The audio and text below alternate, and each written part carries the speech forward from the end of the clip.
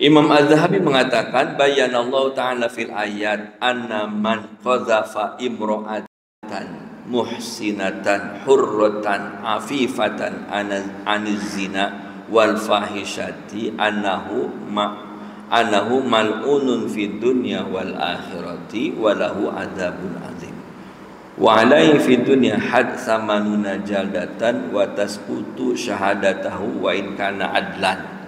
Ini jelas sekali dalam Imam Az-Zahabi menjelaskan ayat yang tadi beliau sebutkan. Allah menjelaskan kepada kita semua dalam ayat-ayat tersebut siapa saja yang menuduh wanita baik-baik,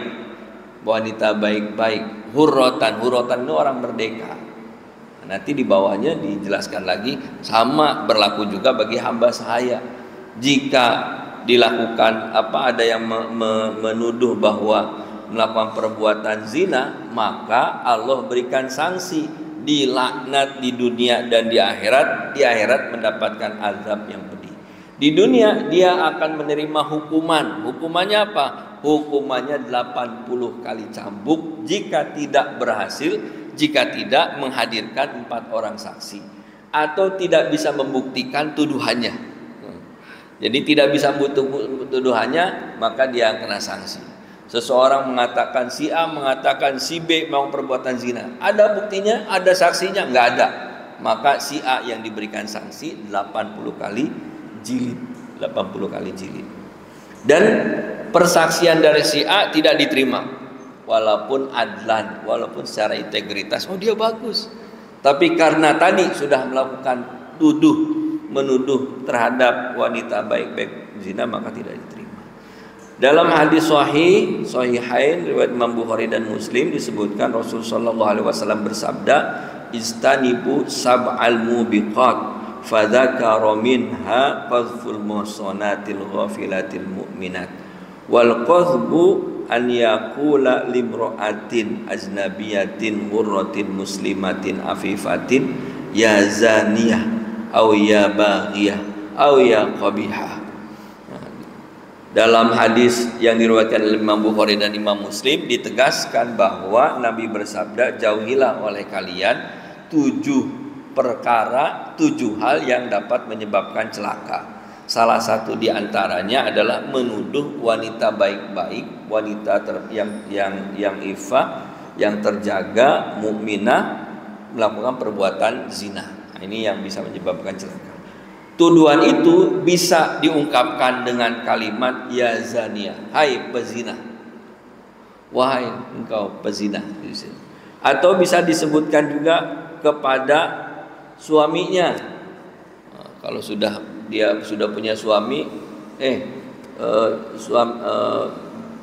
bapak yang istrinya berzina, jadi nyebutin pada suaminya tapi ditujukan kepada istrinya. Atau disebutkan juga kepada anaknya, anak haram tuh gitu kan. Atau disebutkan juga sekarang pelakor, kalimat yang bukan pezina, itu pelakor tuh apa? Pelakor itu apa? Laki orang ya, pencuri apa pengambil pelakor tuh. Ada pelakor, ada pebinor ya. Disebutkan pelakor gitu kan, tapi tidak bisa menghadirkan saksi. Ini bisa berbahaya. Gitu sekarang ya. Yarmunal muhsanat tidak menghadirkan saksi, bisa berbahaya dalam Islam, akan dilaknat oleh Allah Subhanahu wa taala. Dan ini juga berlaku, tuduhan ini juga berlaku bagi seorang laki-laki baik. Laki-laki soleh, mukmin, tiba-tiba dia dituduh sebagai seorang yang selingkuh, gitu ya. Selingkuh dia tuh sama si A, selingkuh tuh sama. Ini masuk dalam kategori yarmunal muhsanat, melemparkan tuduhan melakukan perbuatan zina.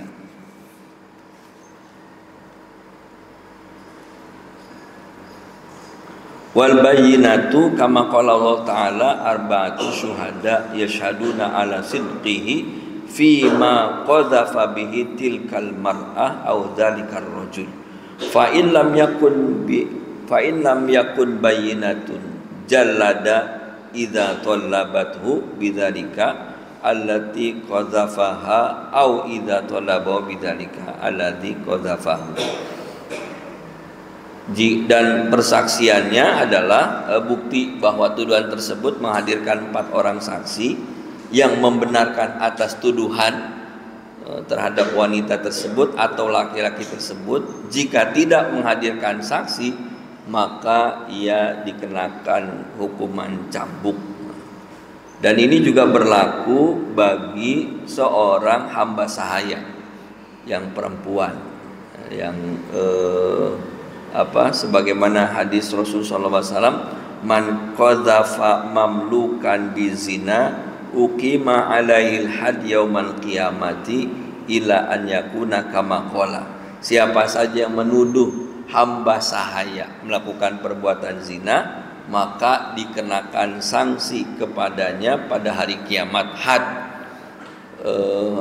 sanksi hudud gitu ya, pada hari kiamat, kecuali an yakuna kama qala, kecuali memang itu betul-betul dilakukan perbuatan zina.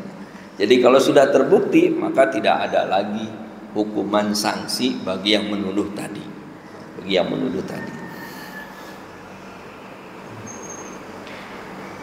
Hadis Sahihain menunjukkan innar rajula, ini disebutkan oleh Imam Az-Zahabi, sehingga kita harus hati-hati dalam menyampaikan lisan kita. Disebutkan, dikutip hadis Sahihaini dari Rasulullah sallallahu alaihi wasallam, innar rajula la yatakallamu bil kalimati ma tabayyanu fiha yazulla biha finnari ab'ada mimma bainal masyriqi wal maghribi. Sesungguhnya seseorang itu akan menyampaikan atau mengungkapkan satu kalimat mayatabayanu biha, apa-apa yang dia jelaskan pada kalimat tersebut, yazulla biha finnari, jika kalimat tersebut yahwa itu berdasarkan hawa nafsunya, maka dia akan dijauhkan, dia akan dilemparkan ke dalam api neraka, ab'ada mimma bainal masyriqi wal maghrib, sejauh antara timur dan barat. Disebutkan lagi dalam hadis, faqala lahu Mu'adz bin Jabal. Mu'adz bin Jabal bertanya kepada Rasulullah SAW, ya Rasulullah, wa inna lamu'akhadzuna bima natakallamu bihi, apakah kami akan disiksa, akan dikenakan azab, dikenakan sanksi dengan sebab apa-apa yang kami sampaikan, kata-kata yang kami ucapkan? Lalu Rasulullah SAW menjawab, saqilatka ummuk ya Mu'adz, wa hal yakubun nasu finnari ala wujuhim illa hasaidu alsinatihim. Saqilatka ya ummuka ya Mu'adz. Ini kalimat yang disampaikan Rasulullah SAW, menunjukkan bahwa pertanyaan Mu'adz ini sangat luar biasa. Celakalah engkau wahai Mu'adz. Apakah seseorang itu, hal yakubun nas, kalimat pertanyaan Nabi ini masuk dalam kategori istifham istinkari, pertanyaan yang gak perlu jawaban. Sama seperti pertanyaan-pertanyaan dalam Al-Quran, ada pertanyaan yang tidak membutuhkan jawaban. Pertanyaan yang tidak membutuhkan jawaban itu namanya dalam bahasa Arab istifham istinkari, gak perlu jawaban. Ketika Allah menutup kalimatnya dalam Al-Quran dengan mengatakan afala taqilun, apakah engkau tidak berpikir? Bukan dijawab, ya kami berpikir, bukan. Tapi itu istifham istinkari yang punya makna, itu adalah tahdid, ancaman dari Allah Subhanahu wa taala. Nah, ini juga Nabi mengatakan wa hal yaqubun nasu finnari ala wujuhim illa hasaidu alsinatim. Bukankah setiap orang itu akan dilemparkan ke dalam neraka berdasarkan apa? Karena sebab mereka memanen apa-apa yang telah mereka ungkapkan, apa-apa yang mereka ucapkan. Jadi yang disampaikan oleh lisan kita akan dipertanggungjawabkan di yaumil qiyamah nanti. Sehingga kita harus hati-hati, harus waspada. Jangan sampai terucap oleh kita kalimat yang tidak baik saja nggak boleh, apalagi tuduhan kepada orang-orang baik. Laki-laki ataupun perempuan dituduh sebagai pelaku zina. Kalimatnya bisa macam-macam tuh. Tadi kalimatnya kalau dia pezina, dia melakukan perbuatan zina, dia melakukan perbuatan haram, itu mah kumpul kebo tuh, gitu. Itu masuk gitu. Atau kalimatnya pelakor atau pebinor, dia sudah selingkuh, itu masuk dalam kategori yarmuna qazful muhsinat, tuduhan melakukan perbuatan zina. Karena setiap kita akan dihisab lisannya, aktivitas lisannya. Sehingga dalam hadis dikuatkan lagi, man kana yu'minu billahi wal yaumil akhir falyakul khairan aw liyasmut. Siapa saja yang beriman kepada Allah dan hari akhir, hendaklah ia berkata yang baik atau diam.